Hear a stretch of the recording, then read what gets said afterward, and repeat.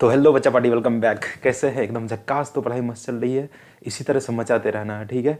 तो आज अपन JEE main का जो शिफ्ट 2 का जो पेपर हुआ था 27 को, ठीक है, उसका अपन एनालिसिस करने वाले हैं फिजिक्स के पॉइंट ऑफ व्यू से, ठीक है। बहुत सारी चीज़ें आपको यहाँ सीखने को मिलेगी, ठीक है। आपको क्या लेके जाना है ना। सिर्फ फॉर्मूला अगर आपको ध्यान में है तो आप जो है मतलब मोर देन 90% क्वेश्चन को अटेम्प्ट कर सकते हैं। दिमाग ही नहीं लगाना है कुछ भी, ठीक है। इसलिए मैं बोलता हूँ बार बार आप फॉर्मूला देख के जाइए, ठीक है। अभी पेपर को डिस्कशन करने के बाद फिर आपको क्लियर आइडिया लग जाएगा कि भाई क्या ही पूरा जो है ना तुच्छा लेवल का है ना पेपर फिजिक्स के पॉइंट ऑफ व्यू से ऐसा बनाया गया है, ठीक है। अच्छा, अगर लेवल की अपन बात करें तो लेवल में जैसे कि फिजिक्स का तो इजी टू मॉडरेट लेवल रहा, ठीक है। फिर जाके केमिस्ट्री में भी इजी टू मॉडरेट लेवल रहा, लेकिन जो आपका मैथमेटिक्स वाला पोर्शन इस बार भी मॉडरेट टू हाई में सेक्शन में गया है, ठीक है। पहले हमारे टाइम पे जब मैंने पेपर को अटैम्प्ट किया था, पहले केमिस्ट्री किया था, फिर फिजिक्स, फिर जाकर मैथमेटिक्स किया था। लेकिन अभी ट्रेंड पूरा चेंज हो चुका है, क्योंकि पेपर का जो आप डिफिकल्टी लेवल देख रहे हैं कुछ भी नहीं है। तो इसलिए आप पहले फिजिक्स को अटैम्प्ट करो, ठीक है। सिर्फ सारे फॉर्मूले अगर आपको याद है तो, ठीक है। फिर केमिस्ट्री को जाओ और केमिस्ट्री के बाद फिर जाके आपको मैथमेटिक्स वाले सेक्शन में जाना है, ठीक है। तो अभी इसमें देखेंगे कंप्लीट एनालिसिस करने के बाद फिर आपको आइडिया लगेगा कि कुछ भी नहीं था पेपर में, ठीक है, फिजिक्स के पॉइंट ऑफ व्यू से। तो 27 शिफ्ट 2 का अपने पेपर को एनालिसिस कर रहे हैं, ठीक है, इवनिंग शिफ्ट वाला, ठीक है। चलिए स्टार्ट करते हैं। अच्छा, देखिए वेरी फर्स्ट क्वेश्चन है, इसमें आपको ये रियल गैस का इक्वेशन दिया गया है, ठीक है। रियल गैस का इक्वेशन अपने पास। अच्छा, ये तो अपने को पता है कि ये प्रिंसिपल ऑफ होमोजेनिटी का ये क्वेश्चन है, ठीक है। प्रिंसिपल ऑफ होमोजेनिटी मतलब इच टर्म का डायमेंशन सेम होना चाहिए। इसका मतलब p minus a divide by v square यहाँ पर जो किया है, ठीक है। तो इसका मतलब जो p है, p के बारे में ये बोला है कि भाई प्रेशर है, ठीक है, v है वॉल्यूम, ठीक है। इसका मतलब ये p ये जो इसका डायमेंशन वही a divide by v square का डायमेंशन होना चाहिए। अपने को पता है प्रेशर को क्या लिखते हैं, फोर्स डिवाइड बाय लिखते हो आप एरिया, है ना। और इसका डायमेंशन किसके बराबर होना चाहिए, a डिवाइड बाय ये जो आपके पास वॉल्यूम है v, वॉल्यूम, सॉरी ये वॉल्यूम।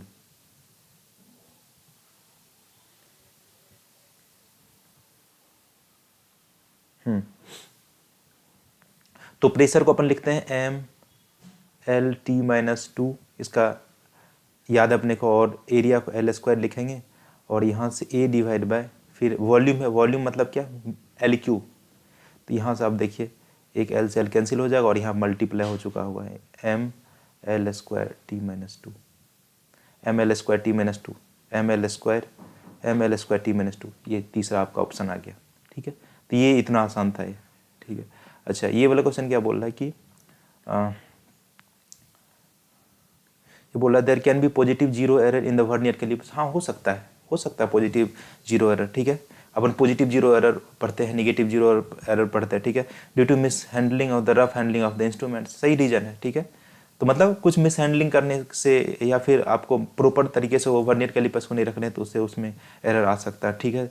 तो ये आपका एसर्शन भी ट्रू है और रीजन भी ट्रू है ना। इसका एक्सप्लेनेशन भी करेक्ट दे रहा है, क्योंकि ये भी एरर की बात कर रहा है, और एरर का जो एरर ही होने के जो रीजन है उसके बारे में यहाँ पे नीचे में रीजन 2 में बात कर रहा है, ठीक है। तो इसका मतलब ये दोनों सही हो चुके हैं।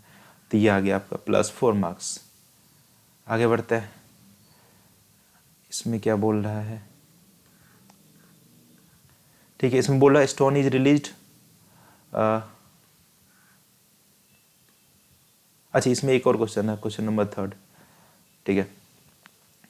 चलिए इसको सॉल्व करते हैं।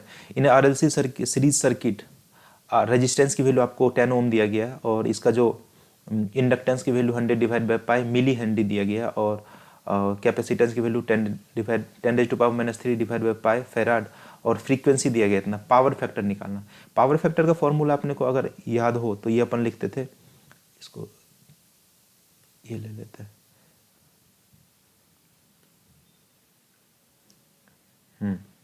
तो पावर फैक्टर का फॉर्मूला अपन लिखते थे cos of phi equals to R divide by Z, Z होता था इम्पीडेंस, ठीक है। इम्पीडेंस की वैल्यू अपन कैलकुलेट करते थे कैसे, ये जेड की value root under R square plus X L minus X C का स्क्वायर, इसका स्क्वायर करते थे। अब एक्सएल कैलकुलेट कर लो, एक्सएल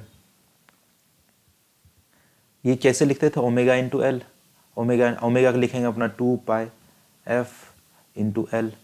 तो अपने पास फ्रीक्वेंसी दिया गया इसलिए आपको 2 पाई एफ, तो ये क्या हो जाएगा, यहाँ पे एफ की वैल्यू रखोगे तो 100 पाई आ चुका है, अच्छा एल की वैल्यू यहाँ पे 100 डिवाइड बाय पाई इंटू 10⁻⁻³ तो पाई से पाई मरा, ये 2 3 3 ये गया, तो इसका मतलब एक्सएल की वैल्यू 10 ओम आ चुका है। एक्सएल की वैल्यू 10 ओम आ चुका है। अब सी का वैल्यू कैलकुलेट कर लो। सी का वैल्यू कितना आ जाएगा 2 पाई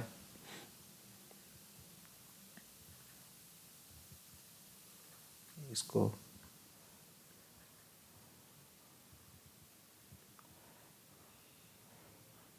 एक्स सी का वैल्यू अपन कैलकुलेट कर देंगे 1 divide by omega into C, omega into C. तो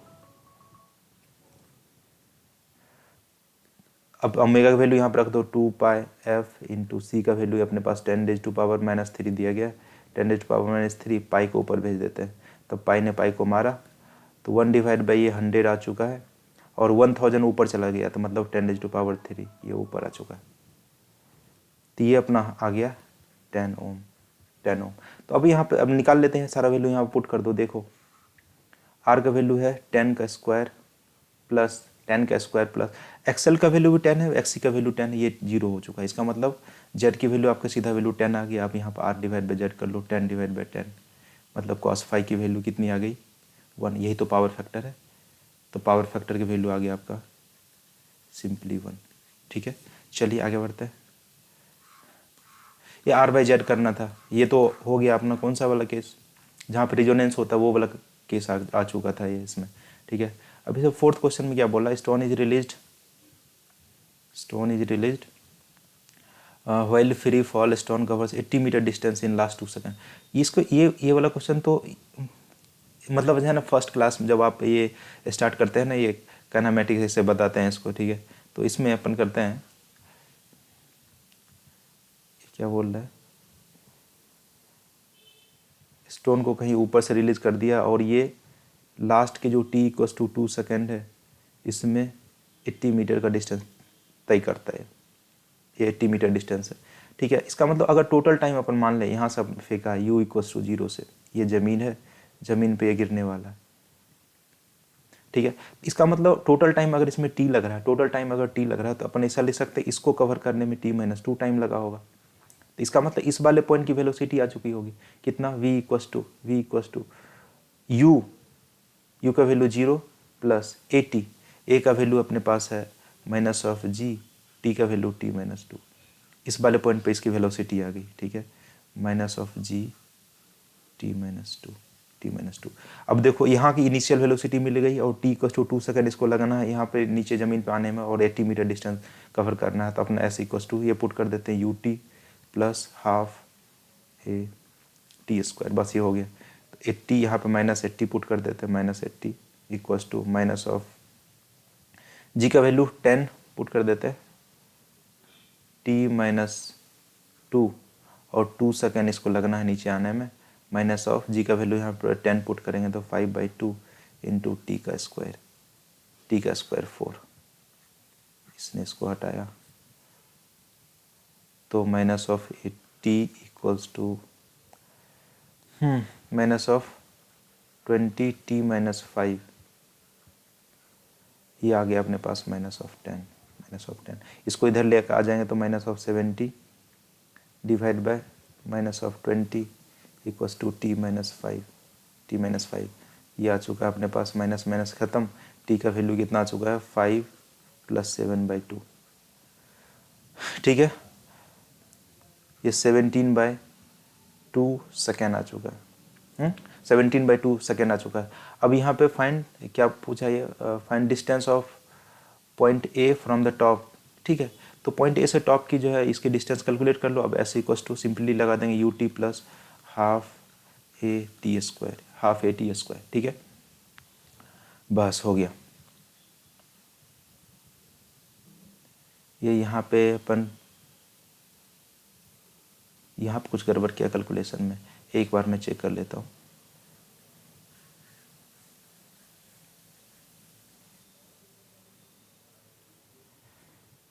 ठीक है, यहाँ पे अपने को 80 मीटर डिस्टेंस ट्रेवल करना है, तो -80 नीचे जा रहे हैं। u का वैल्यू -10 t-2 इंटू 2 सेकेंड लग रहा है इसको नीचे जाने में, माइनस ऑफ 10/2 इंटू टी का स्क्वायर 4, ये 2 आ चुका है। तो ये आ गया -20, इधर इधर आ जाने के बाद ये आ जाएगा, मतलब -60 कर देगा। -60 डिवाइड बाई -10 प्लस 10 और इंटू 2 कर दो इसको।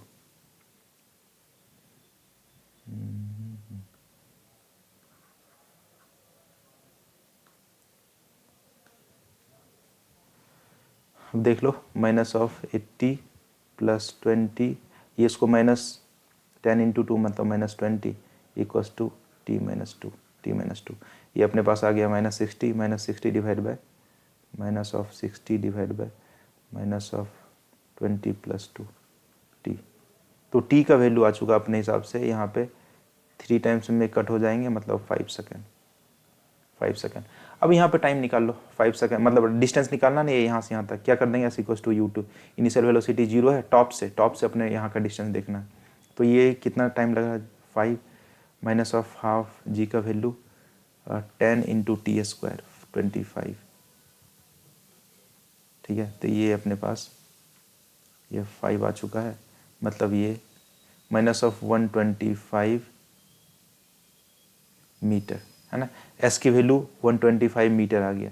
ये टॉप से यहाँ तक का डिस्टेंस आ गया। अगर मान चलिए कि आपको यहाँ तक का ये वाला पॉइंट का आपको डिस्टेंस निकालना था, टॉप से यहाँ पे जहाँ पे ये स्टार्ट कर रहा है ये वाला पॉइंट, इसके डिस्टेंस में निकल जाएगी। क्या करेंगे, s इक्वल्स टू यहाँ से यहाँ तक 5 सेकंड टोटल लग रहा है, तो यहाँ से यहाँ तक कितना 3 सेकंड लगने वाला है। यहाँ पर भी कर लेंगे half g 10 into T square 9, ये 5, मतलब ऐसा बोलेंगे -45, ये डिस्प्लेसमेंट हो गया -45 मीटर। और अगर डिस्टेंस सिर्फ पूछा तो इसका मैग्नीट्यूड ले लो 45 मीटर है ना। अब ये पॉइंट इसमें आपको डायग्राम नहीं दिया गया है, तो अपन ये पॉइंट शायद इसके बारे में बात कर रहा है या फिर ये पॉइंट ये ग्राउंड पे है उसके बारे में बात कर रहा है। अगर ये बीच में पॉइंट आपको, क्योंकि ये मेमोरी बेस्ड क्वेश्चन है, तो जो बच्चों का बच्चों ने बताया उसके हिसाब से यहाँ पे कर दे मार्क किए गए हैं। ठीक है, ये अगर यहाँ पे पॉइंट है तो ये वाला 45 मीटर हो जाएगा, अगर ग्राउंड पे है तो 125 मीटर हो जाएगा। ठीक है, चलिए आगे बढ़ते हैं। A person is standing on horizontal ground. A rod of mass 12 kg is touching a shoulder of the person and the other end is resting on the ground. The angle made by rod with 60 degree reaction forced by the person on the rod is। ठीक है, तो ये यहाँ पे ऐसा बोल रहा है कि यहाँ पे एक पर्सन है, ये पर्सन, चलो भाई पर्सन। अब यहाँ से इसको जो है ना, रॉड है एक ऐसा ही इस पे, तो वैसे ये डायग्राम ऐसा से बन जाए, ये रॉड है और ये यहाँ से ग्राउंड से 60 डिग्री एंगल बना रहे। तो ये इसने कितना इस पे फोर्स लगाया, ठीक है, ये नॉर्मल फोर्स होएगा यहाँ पे, नॉर्मल फोर्स। इसके जो है ना रॉड के जो mg है नीचे की ओर लग रहा होगा, वर्टिकली डाउनवर्ड mg। ठीक है, हाँ ठीक हो गया अपने पास। अच्छा, ये पूरा जो है ना mg तो l/2 पे लग रहा होगा, तो इसका मतलब ये वाला कंपोनेंट आपका ये यहाँ से यहाँ तक आ जाने वाला है l/2 cos ऑफ 60 डिग्री, मतलब 1/2 l/4। तब इसके अबाउट अपन टॉर्क लिख लेते हैं, है ना। टॉर्क लिख लेंगे तो ये तो इसके परपेंडिकुलर ही है, तो अपना क्या हो जाएगा n into L, total length ये l, और ये mg l/4 कर लेते हैं, mg l/4 कर लेते हैं, l ने l को मारा। अच्छा, m का वैल्यू आपको 12 दिया है और g का वैल्यू 10 यूज कर लेते हैं, डिवाइड बाई 4, ये आ गया 3, मतलब 30 न्यूटन आंसर आना चाहिए। कोई ऑप्शन है, हाँ सेकंड ऑप्शन आपका ट्रू हो गया। देखिए कितने आसान क्वेश्चन है, थोड़ा सा आपको ऐसा सोचना था। आगे चलते हैं। अब क्या है, adiabatic process pressure is proportional two cube of its temperature. कोई बात नहीं, ये बोलता है कि pressure is proportional two cube of temperature, इसको अपन लिख सकते हैं P(T⁻³ इक्वल्स टू कांस्टेंट। ठीक है, अच्छा अपने पास ये रिलेशन होता है एडियाबेटिक प्रोसेस के लिए Pv⁻γ equals to constant, gamma equals to constant. तो अपने को ऐसे लिखना है। अच्छा, इसको v को Pv इक्वल्स टू nRT के हिसाब से अपन लिख सकते हैं, v को nRT डिवाइड बाई P, तो यहाँ पुट कर दो value P T raise to power gamma divide by P. तो अपने पास ये आ चुका है पी रेज टू पावर, अच्छा यहाँ पे v की जगह पे पुट कर T raise to power gamma और पी रेज टू पावर भी गामा हो चुका होगा, तो इसका मतलब 1 minus gamma T raise to power gamma equals to constant. आप इसको लिख देंगे P T raise to power gamma divide by 1 minus gamma equals to constant. अब इससे इसको कंपेयर कर लो, कंपेयर कर लेंगे P T raise to power -3 equals to constant. तो यहाँ से अपने पास आ चुका है -3 equals to gamma divide by 1 minus gamma. तो इसको आप सॉल्व करेंगे तो -3 + 3 गामा इक्वल्स टू गामा। तो गामा की वैल्यू आपकी आ चुकी होगी इधर से 2 गामा इक्वल्स टू 3, तो गामा की वैल्यू आ जाएगा 3/2। बस हो गया, ठीक है। ये सिंपल सा आपका ये वाला इक्वेशन इसको कंपेयर करना था। हाँ, अब इसमें क्या बोल रहा है, angular velocity of earth around the sun is lesser than angular velocity of moon around the earth. ठीक है, क्या बोल रहा है, angular velocity of earth around sun is lesser than the angular velocity of moon around the earth. हाँ ठीक है, इसलिए तो अर्थ को जो है ज़्यादा टाइम लगता है आपको है ना इसको कवर करने में। अर्थ को 365 दिन लगता है सन के चक्कर काटने में, और इसकी जो है इसको कितना लगता है 27 डेज के आसपास लगता है इसको मून को। ठीक है, तो इसका मतलब ये बात सही है। Time taken to moon revolve around earth less than, हाँ ठीक है, टाइम इसको कम लगता है 27 डेज, उसको लगता है अर्थ को लगता है 365 दिन। इसका मतलब रीजन भी सही है इसका, और रीजन भी सही है और इसका असर्शन भी सही है। तो मतलब ये ऑप्शन आपका ट्रू हो चुका है इसका। चलिए आगे बढ़ते हैं। अब देखो ये मॉडर्न फिजिक्स से तो हमेशा क्वेश्चन आता ही आता है ना। ये मॉडर्न फिजिक्स का एक देखिए एक होता है सिंपल सा एक क्वेश्चन। इसको अपने आपको ये वाला फॉर्मूला याद है, आपको थ्रेशोल्ड फ्रीक्वेंसी कैलकुलेट कर सकते हो। वर्क फंक्शन अपने को पता है क्या होता है, h इंटू न्यू नॉट। तो ये न्यू नॉट की वैल्यू निकालनी है थ्रेशोल्ड फ्रीक्वेंसी, तो 5 डिवाइड बाय आप क्या कर दो h कर दो, 5 डिवाइड बाय h कर दो, ये न्यू नॉट आ जाएगा। ठीक है, तो 5 की वैल्यू अपने को दिया गया work function 6.68 into 10 raise to, इसको अब इसमें कन्वर्ट कर दो 10 raise to power -19 divide by h की वैल्यू क्या पुट करते हैं अपना 6.68 10 रेज टू पावर -34 है ना। ये वाला इसको कट कर देंगे, ये ऊपर चला जाएगा 1.6 इंटू 10 रेज टू पावर ये -34 है और 19 में से ये माइनस हो जाएगा, तो 34 - 19 कर लीजिए।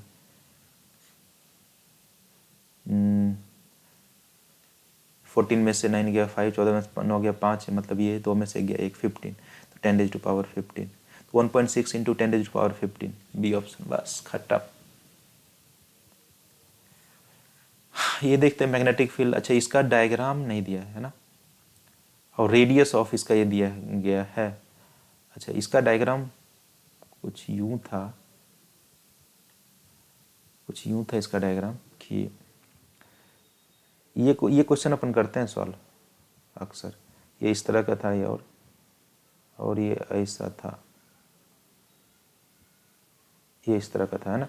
और ये इसका रेडियस का वैल्यू 6 डिवाइड बाय पाई, और ये वाला जो रेडियस यहाँ पे इसका छोटा जो सर्कल है इसका दिया गया R2 की वैल्यू 4 डिवाइड बाय पाई। अब देखो इसमें करंट की वैल्यू शायद 10 एम्पियर दिया गया था, आई का वैल्यू 10 एम्पियर इसमें पुट करेंगे। तो अब देखो इसकी वजह से ये जो है इसकी वजह से फील्ड अंदर की तरफ जा रहा है, और ये करंट यही यहाँ पे घूम के आ रहा है।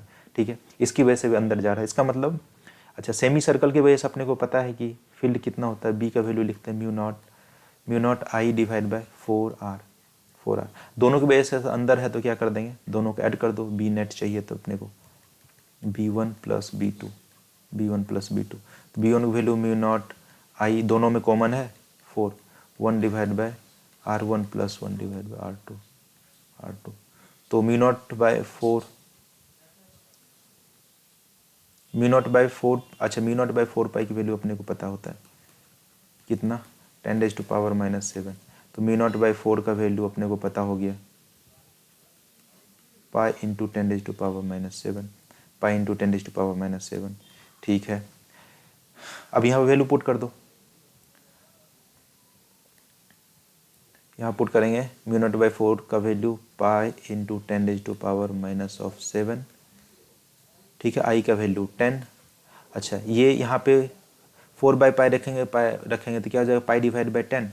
ठीक है, यहाँ पे रखो आप, यहाँ पर रखेंगे कितना, 4/पाई, यहाँ पर भी रखेंगे 6/पाई, तो ऊपर चला जाएगा पाई प्लस पाई, तो पाई इसमें से कॉमन आ चुका है, 1/4 प्लस 1/6, 1/6। ठीक है,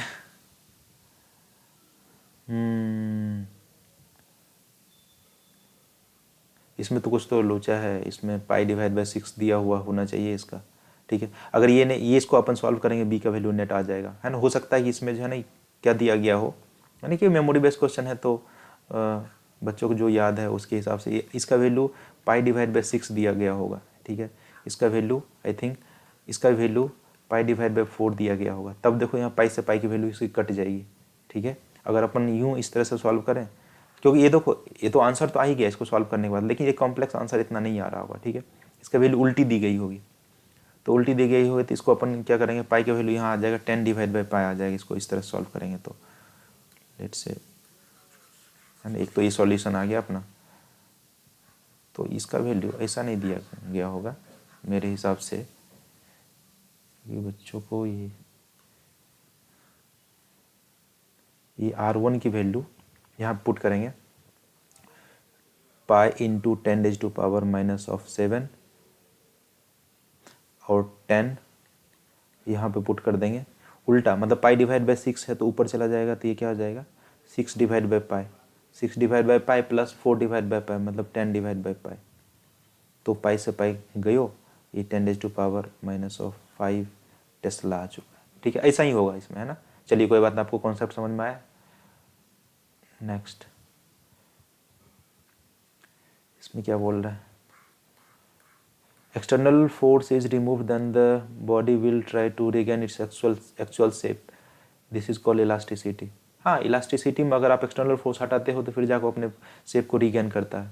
अच्छा, due to intermolecular force this happens, हाँ इंटरमोलिकुलर फोर्स उसको फिर जाकर वापस खींचने की कोशिश करता है। ठीक है, तो एसर्शन भी ट्रू होगी, आपके रीजन भी ट्रू हो गए, तो आपका कौन सा आ जाएगा ये, और एक्सप्लेनेशन भी सही है ना। रीस्टोरिंग फोर्स जो होते हैं वही लगता है। अच्छा, bullet is get embedded eight fix target and it is found that bullet loses 1/3 of its velocity in traveling 4 cm into the target and losses remaining kinetic energy while the traveling further d। अच्छा ठीक है, तो अपने को ये बोल रहा है कि कोई एक टारगेट है, कोई एक टारगेट है यहाँ पे। अच्छा, इसकी वेलोसिटी अगर इनिशियली v0 से इसको ये किया, तो ये बोलता है 4 सेंटीमीटर जाते जाते इसकी वेलोसिटी हो जाती है 1/3 लॉस कर दिया, इसका मतलब 2v0/3 यहाँ पाता है फिर। ठीक है, 2v0/3, तो इसका मतलब यहाँ से ये कैलकुलेट कर सकते हैं अपना v² = u² प्लस 2s।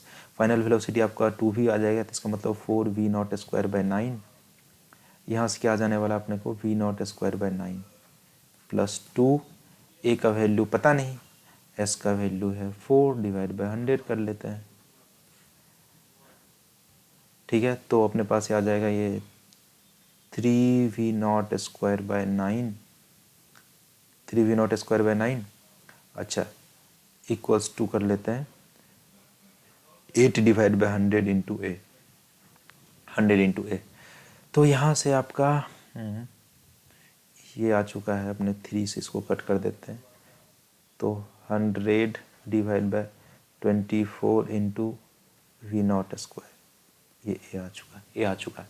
ठीक है, तो अब अपन क्या करेंगे यहाँ से, फिर जाके ये बोलता है कि ये यहाँ से, यानी ये कुछ यानी डिस्टेंस और कवर करता है डी, और फिर जाके रुक जाता होगा। ठीक है, लेट से यहाँ तक आया कवर करने में, अपने को पता है, फिर जाके फिर वही फॉर्मूला लगाएंगे v² = u² plus 2as। Final velocity इसकी 0 होनी है। ठीक है, इनिशियल वेलोसिटी 2v0/3 है, मतलब 4v0²/9 माइनस ऑफ 2, ए का वैल्यू अपने पास ये आ चुका है 100v0²/8 इंटू एस, कुछ डी कवर करता है ना, ये डी का वैल्यू निकालता है, v0² गयो। ठीक है, अच्छा 100v0²/24 है, 24 है। ठीक है, तो अपने को यहाँ से अपन लिखेंगे 200, अच्छा इसको कट कर दो 12 टाइम्स में, तो आ चुका अपने पास 100 D divide by 12 equals to 4/9। तो डी की वैल्यू आ चुकी है अपने पास 4/9 इंटू 100 इंटू 12, 3 तिया ही 9, 3 चौके 12। ठीक है, तो ये 16/3 इंटू 10⁻⁻², ये आ चुका है। ठीक है, हाँ एक बार कैलकुलेशन चेक कर लेने का, इसमें कुछ गड़बड़ अगर हुआ होगा तो 3v0² ये आ चुका अपने पास 100 डिवाइड बाई 24 ए का वैल्यू 100 डिवाइड बाई 24 4v0²। एक सेकेंड इसको कैलकुलेशन पहले चेक कर लेता हूँ।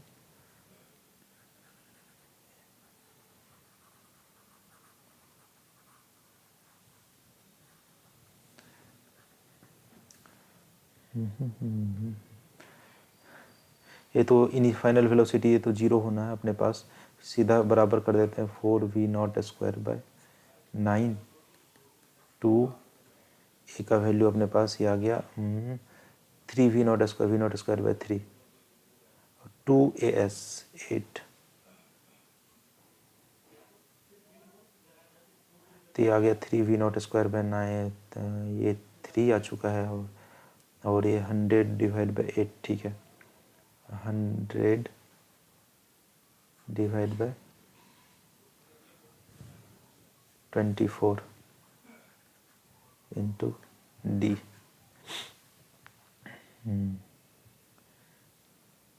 2 से 2 टाइम्स में गई हुई 3 3 जा 9, 3 8 जा 16, तो 16 डिवाइड बाई 3 ही आ रहा है। 16 डिवाइड बाई 3 10⁻⁻², ये आ रहा डी का वैल्यू।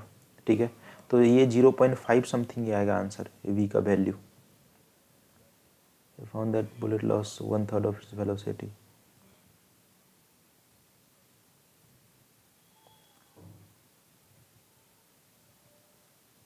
ठीक है, तो अपने पास ये डी का वैल्यू आ गया। आप ये डी इंटू 10⁻³ के फॉर्म आप इसको जो है ना इसको सेट कर देना और डी की वैल्यू आप यहाँ पे पुट कर कैलकुलेट कर लेना। ठीक है, आगे बढ़ते हैं। अब क्या 1 mole of ideal gas O2 is at 27 degree Celsius, find its total kinetic energy. बस ये होगी अपने पास। अगर ये फॉर्मूला है काइनेटिक एनर्जी का, क्या लिखते हैं काइनेटिक एनर्जी का, KE NFRT/2, NFRT/2। एन की वैल्यू अपने पास 1 मोल, F O2 है, डायटोमिक गैस है, इसका डिग्री ऑफ फ्रीडम 5, R के वैल्यू 8.834, इसको 25 डिवाइड बाई 3 भी लिख सकते हो। ठीक, कैलकुलेशन आसान करने के लिए लिखा 27 डिग्री मतलब 300 केल्विन डिवाइड बाई 2। अब इसको आ चुका है अपने पास ये 100, ये आ चुका है 50, तो ये कितना आ जाएगा 125 इंटू 5, 125 इंटू 50।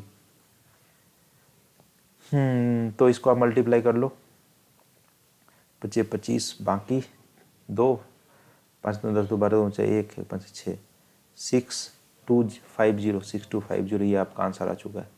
ठीक है, ये देखो कितने आसान क्वेश्चन है ना। फॉर्मूला अगर आपको याद है तो सब क्वेश्चन आप कर लोगे।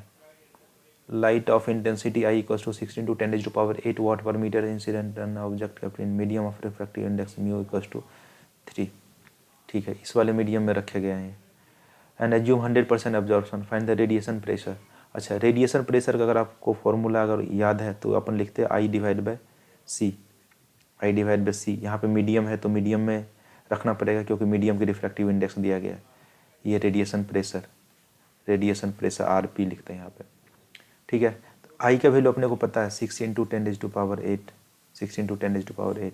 अब C का वैल्यू अपने को पता है कि रिफ्रैक्टिव इंडेक्स लिखते हैं RI = speed of light in vacuum या फिर एयर में कितना होता है 3 × 10⁸ डिवाइड बाय मीडियम में स्पीड, C मीडियम लिख लेते हैं। तो C मीडियम की वैल्यू अपने पास आ चुकी है 3 × 10⁸ डिवाइड बाई रिफ्रैक्टिव इंडेक्स 3 दिया गया था। 3 ने 3 को मारा, 10⁸ यहाँ से डिवाइड कर दो, बस ये आ गया 6 आंसर, ख़त्म।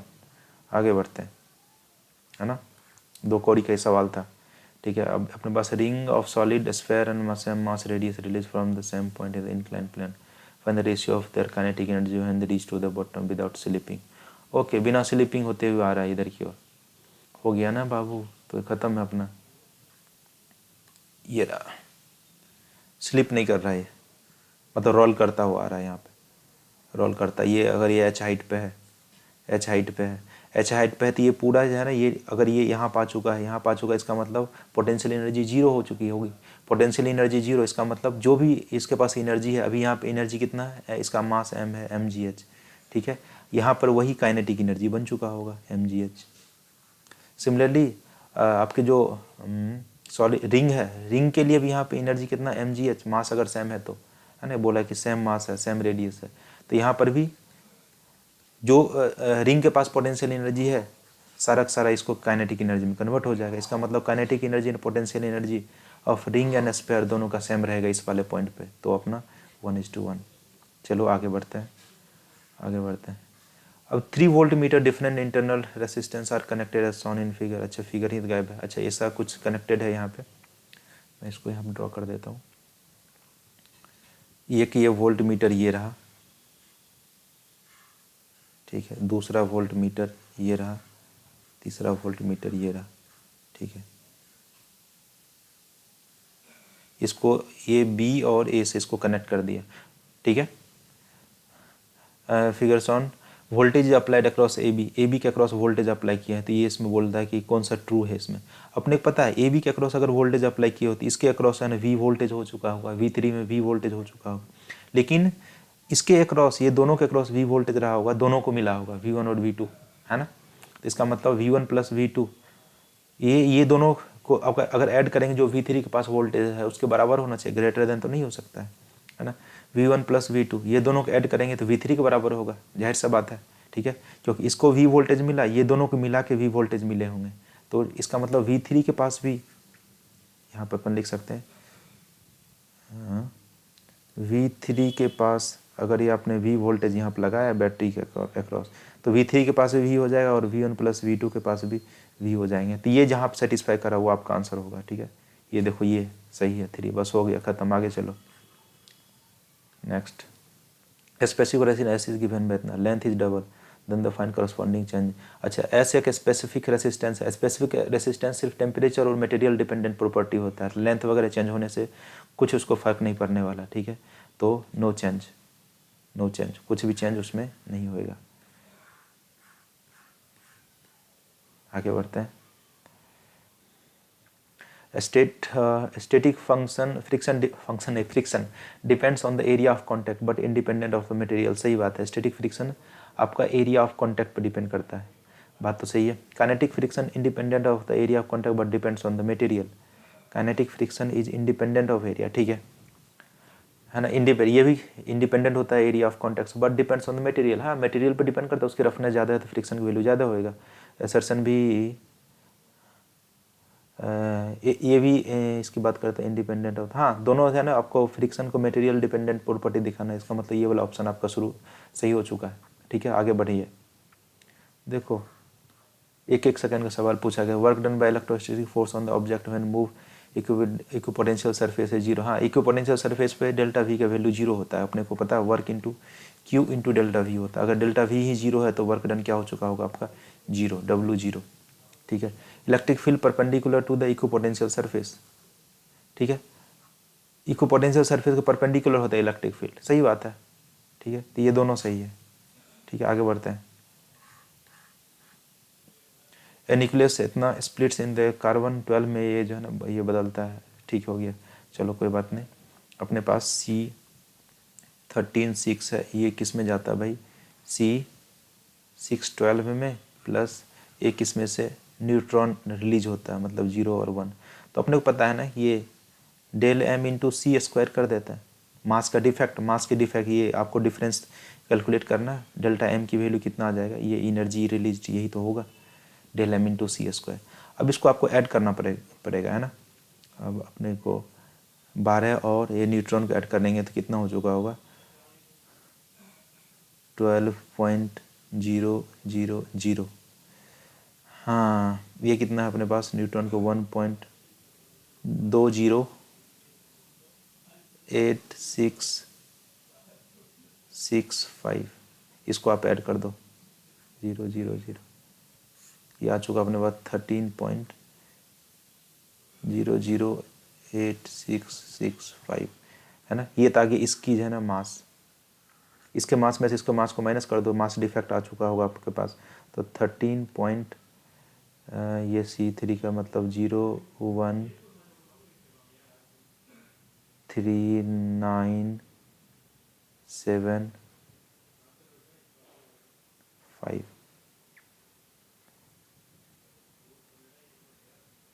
हाँ, तो इसको माइनस करेंगे अपन, ये क्या हो चुका है, 0 16, 16 में 7 गया 9, 7 16, यहाँ से 5 15 में से 9 गया 6 15, 7 में से 3 गया आपका 4,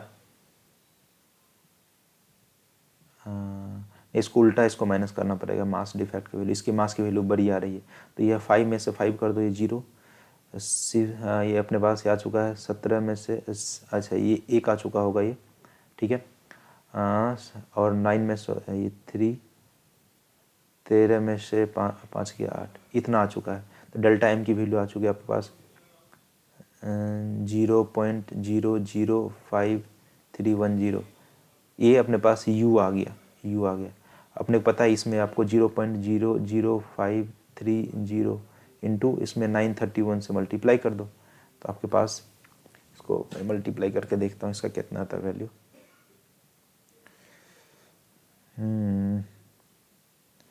इसको थोड़ा मतलब कैलकुलेशन है इसमें, ऐसे ऐसा सवाल में कुछ है नहीं, बस मास डिफेक्ट को C² से मल्टीप्लाई करना था।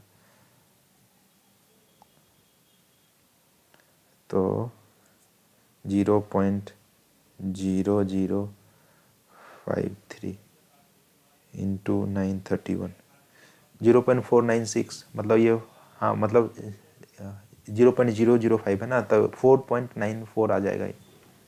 ये वाला ऑप्शन आपका आ चुका है, ठीक है। आगे बढ़ते हैं, इसमें थोड़ा सा कैलकुलेशन था बस, और कुछ तो था नहीं। ये आ चुका है अपने पास। नेक्स्ट, अच्छा, truth table will be, truth table अपने को पता है, ये डी मॉर्गन्स पहले लॉ से आप इसका जो आउटपुट होगा वो कैलकुलेट कर लो।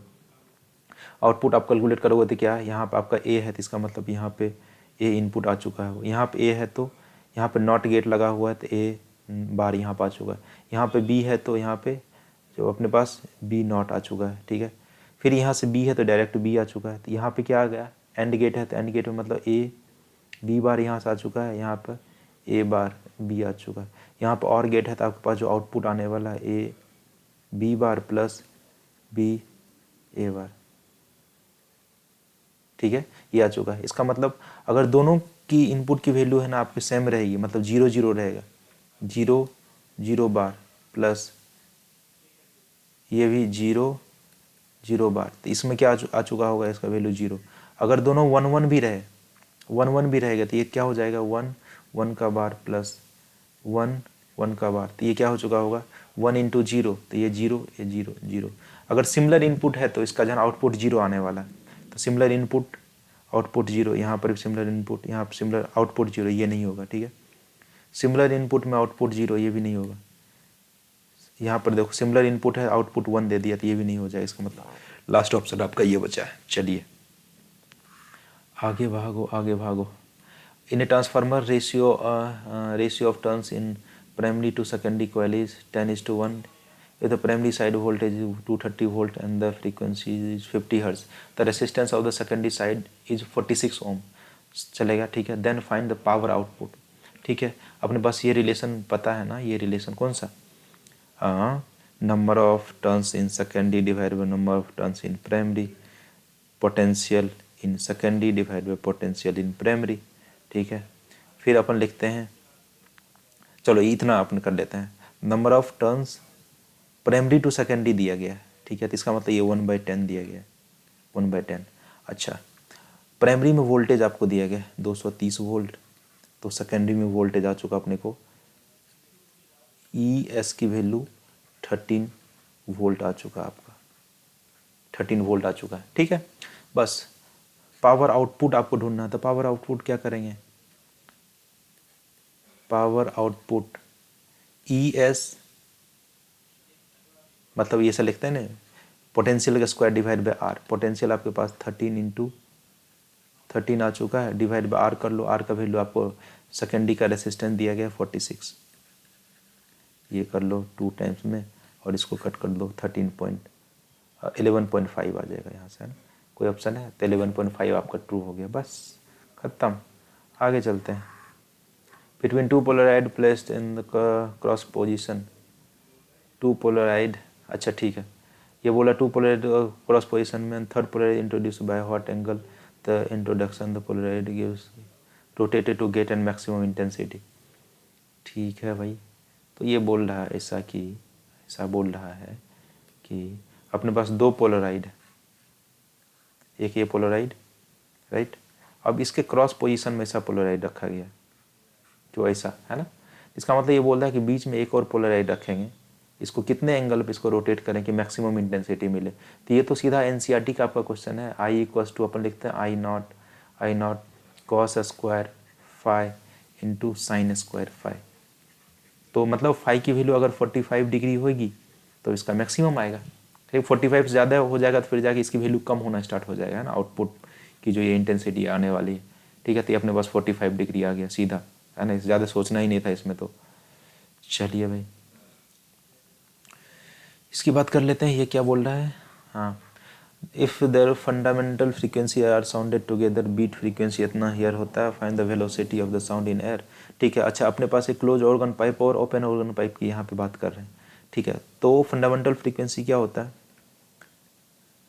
फंडामेंटल फ्रीक्वेंसी एक तो अपने पास इसको FO1 बोल देते हैं, वी डिवाइड बाय इसको अपन करेंगे 2L और FO2 कर लेते हैं V डिवाइड बाय 4L। इसका जो डिफरेंस दिया गया उसे अपना बीट फ्रीक्वेंसी बोलते हैं, ठीक है। तो आप ये कर लो, तो FO1 माइनस FO2 ये आ जाएगा अपने पास V/2L मतलब V/4L। इसकी वैल्यू 7 दी गई है, तो यहाँ पे पुट कर दो 7V। अच्छा L1 और L2 की वैल्यू अलग अलग है, L1 ये रहा L2, तो ऐसे नहीं कर सकते, आपको यहाँ पे पुट करना पड़ेगा वैल्यू V/, ये एक सेकंड।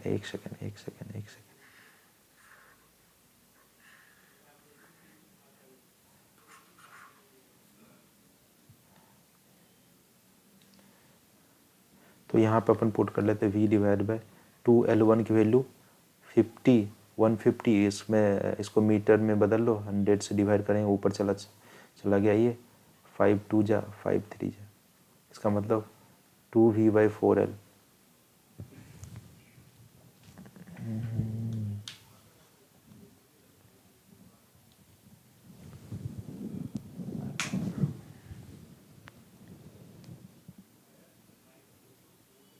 तो ये आ चुका अपने पास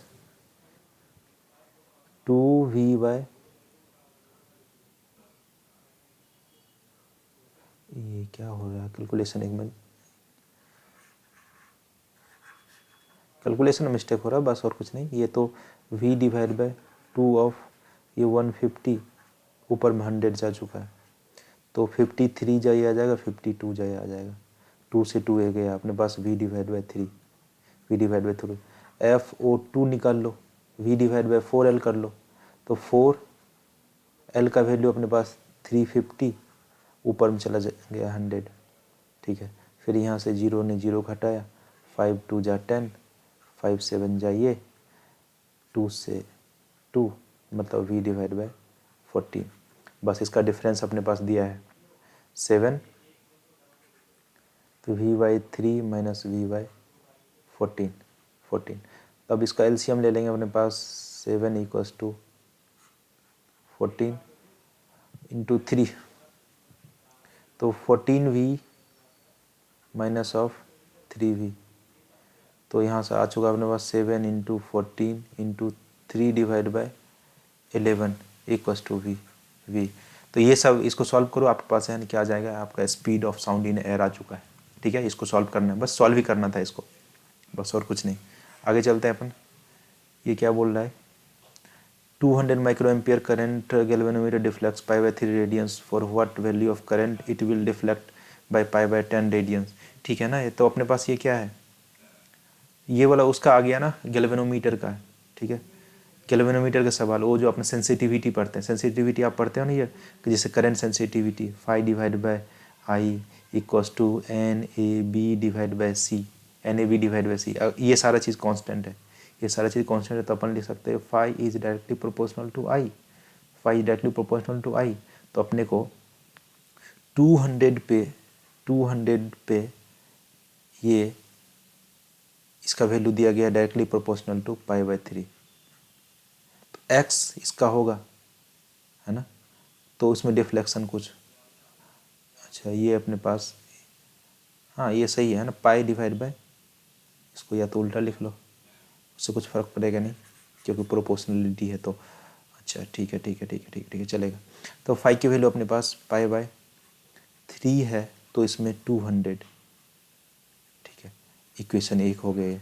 ठीक है, अगर ये पाई बाय 10 हो जाए तो कुछ इसका एक्स होगा डिफ्लेक्शन, इसको दोनों को डिवाइड कर दो, we will divide this two, तो पाई डिवाइड बाय आपका 3 और वहाँ से 100 चला गया, 10 ऊपर चला गया, यहाँ पाई बचा, तो 200 डिवाइड बाई एक्स, पाई ने पाई को मारा तो इसको 10 से कट चुका है, एक्स की वैल्यू कितनी आ जाएगी 60, एक्स की वैल्यू 60 आ चुकी है, बस हो गया ख़त्म।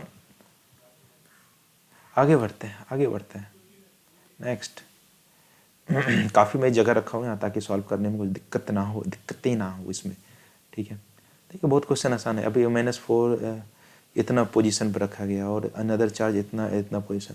अब देखो ये दोनों में मतलब अगर आप गौर से देखेंगे तो इसमें पता चलेगा कि आपको ये डाइपोल बन रहा है, डाइपोल बन रहा है ना, क्योंकि इक्वल एंड अपोजिट मैग्नीट्यूड में चार्ज है, दोनों का पोजीशन कुछ से कुछ सेपरेट किया गया है। तो एक्सटर्नल फील्ड इतना में रखा गया, the torque on the system of the charge is इतना, देन अल्फा की वैल्यू बताइए। ओके, टॉर्क अपने को पता है, कोई भी चीज़ को अपना इलेक्ट्रिक फील्ड में रखते हैं तो होता है M vector cross B vector, या इसी को एम बी साइन थीटा लिखते हैं, क्योंकि अपने को ये वेक्टर का फॉर्म दिया है, तो आप ऐसे कर लो। अच्छा बी नहीं दिया है, सॉरी, ये अपने को इलेक्ट्रिक फील्ड नहीं दिया है रे, मैग्नेटिक फील्ड नहीं दिया है, इलेक्ट्रिक फील्ड दिया है। तो बस सिंपल सा यहाँ पर अपने इलेक्ट्रिक फील्ड लिखेंगे, torque equals to P vector cross E vector, E vector. तो पी वेक्टर अपन क्या लिखेंगे, पी वेक्टर लिखेंगे क्यू इंटू ई,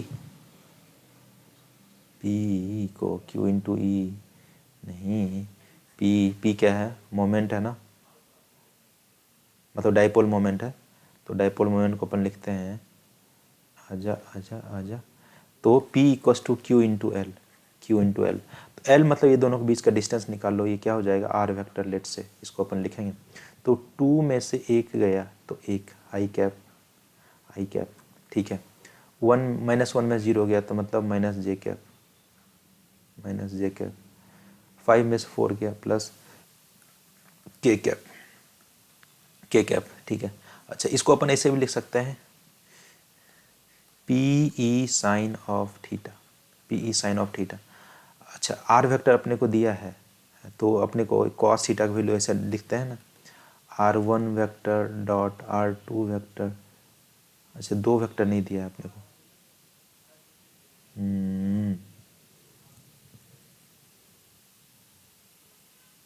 ठीक है ना। तो ये अपने पास R1 vector R2 vector divide by R1 vector, और ये R2 वेक्टर का मॉड कर लेते हैं, तो यहाँ से कॉस थीटा का वैल्यू आ जाएगा। R1 वेक्टर मतलब इसको इसमें डॉट करवाओ, 4 × 1 मतलब ये आ जाएगा, मतलब 2, 0 को आंसर डॉट करवाएंगे 0 प्लस 5 × 4, 5 × 4 मतलब 20, 20। R1 वेक्टर कितना आ जाएगा, 4 चौक 16, 1 17 √17, और ये कितना आ जाएगा अपने पास, 25 25, 4 29 31 √30। ये तो बड़ा गंदा आ रहा है, ठीक है कोई बात नहीं। यहाँ से अपने पास कॉस थीटा का वैल्यू आ जाएगा, कॉस थीटा का वैल्यू आ गया, तो अपने पास साइन थीटा का वैल्यू इस तरह से आ चुका होगा, ठीक है। तो अपन यहाँ पर पुट कर देंगे, पी का वैल्यू क्यू इंटू एल कर लो, एल मतलब ये इसके बीच में, चार्ज के बीच में जो डिस्टेंस है, क्यू का वैल्यू है 4 × 10⁻⁻⁶, और इसका मैग्नीट्यूड निकाल लो, कितना आ जाएगा √3। √3 √3 इतना आ चुका अपने पास पी का वैल्यू। ई का वैल्यू अपने को पता है, ई का वैल्यू पता है, ठीक है। या तो मेरे हिसाब से इसको इसे इनपुट कर देते तो सही रहता, पी ई साइन थीटा, आप क्रॉस प्रोडक्ट डायरेक्ट सॉल्व कर लेते हैं। ठीक है, ऐसे कर लेते हैं यार, वेक्टर के फॉर्म में रखते हैं, -6 I vector minus of J vector plus K vector, इतना आ चुका है। और ई वेक्टर को अपने को पता है वैल्यू क्या है, 0.2 आई कैप, ये वाला वैल्यू यहाँ पुट करो, छोड़ो थीटा उठा। तो 4 × 10⁻⁻6 A I cap minus of J cap plus K cap. हाँ, फिर आपको यहाँ पे पी हो गया, अब ई का वैल्यू 0.2 आई कैप लिखना पड़ेगा। इसको सॉल्व ही करना है अपने को। अच्छा, ये अपने पास ये R1 की वैल्यू 1617 √17 2 2 4 1 5 25 30 √30 11, ये कॉस थीटा का वैल्यू। एक सेकेंड, इसको अपन, ये तो आपने लेंथ से मल्टीप्लाई कर दिया थी, आ गया। इसको तो डायरेक्शन भी तो देना पड़ेगा, negative charge to positive charge.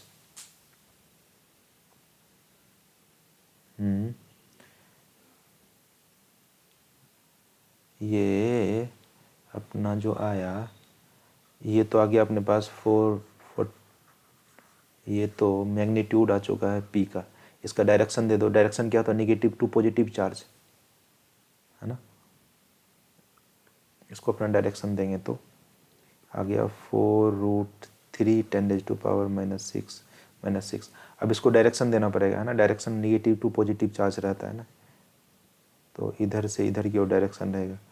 तो 2 इसको डायरेक्शन से मल्टीप्लाई कर दो, I cap minus of J cap plus K cap, ठीक है।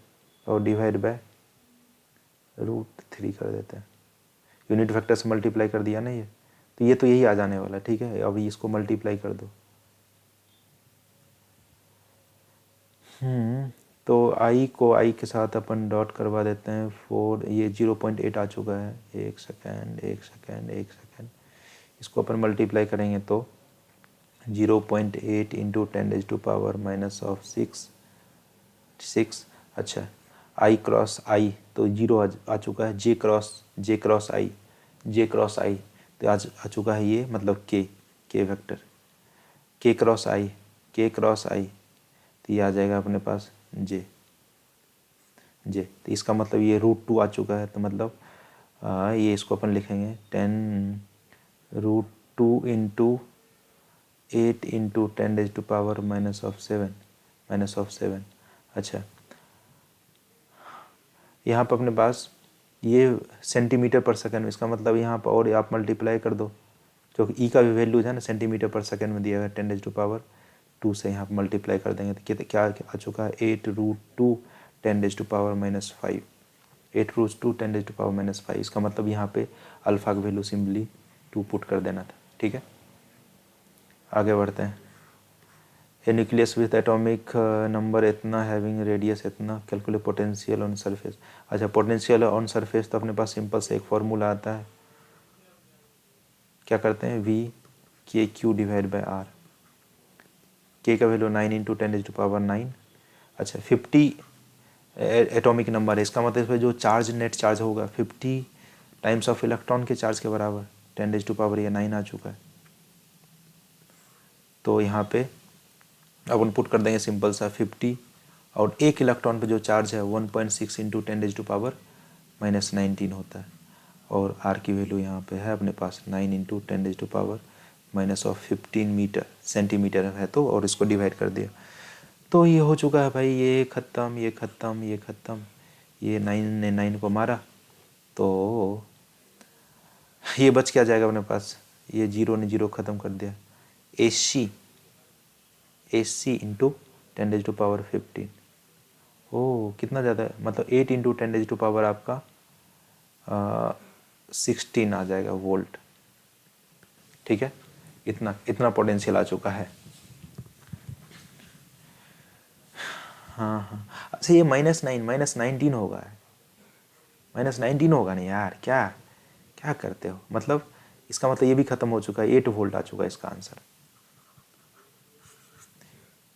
ठीक है, 8 मतलब मिली वोल्ट। आगे बढ़ते हैं।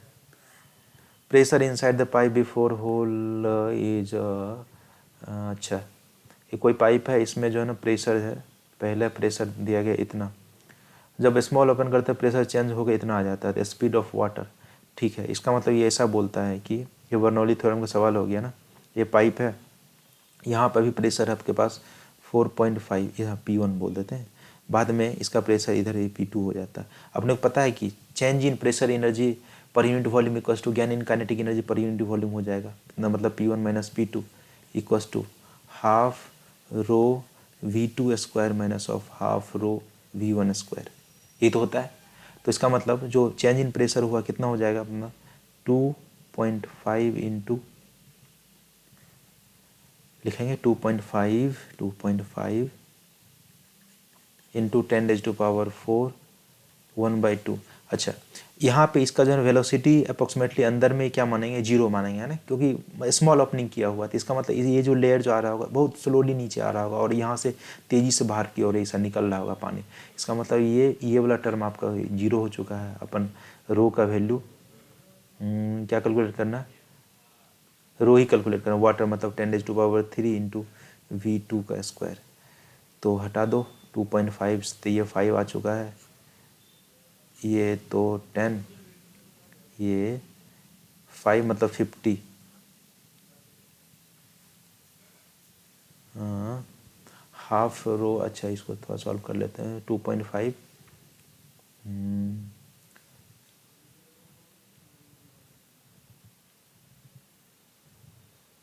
वाटर ही दिया है, इसका डेंसिटी अपने उसकी, हाँ वाटर ही दिया है तो ठीक हो गया। तो हाफ रो V2², रो के वैल्यू 2 को यहाँ मल्टीप्लाई कर दो आप, तो कितना आ जाएगा 50 √50, इतना आ जाएगा V2 की वैल्यू, है ना। अप्रोक्स इसका जो है आंसर 7 मीटर पर सेकेंड के आसपास आ जाने वाला V2। ठीक है, 2.5 10⁻⁴, 2.5 10⁻⁴, हाफ रो V2²। हाँ ठीक है ठीक है, तो ये इतना आ चुका है। ठीक है, और भी सवाल है? नेक्स्ट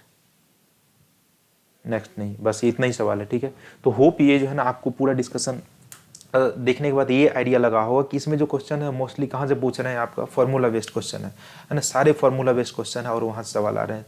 तो आप फिजिक्स का एटलीस्ट जो आपने शॉर्ट नोट्स बनाया है वो शॉर्ट नोट्स को पढ़ के जाइए और इसको 4 का आइए। ठीक है, इसमें तो ऐसा कुछ ज़्यादा मेरे को दिखा नहीं पेपर में। ठीक है, सिर्फ फार्मूला बेस्ड थे फिजिक्स के पॉइंट ऑफ व्यू से अगर अपन बात करें तो।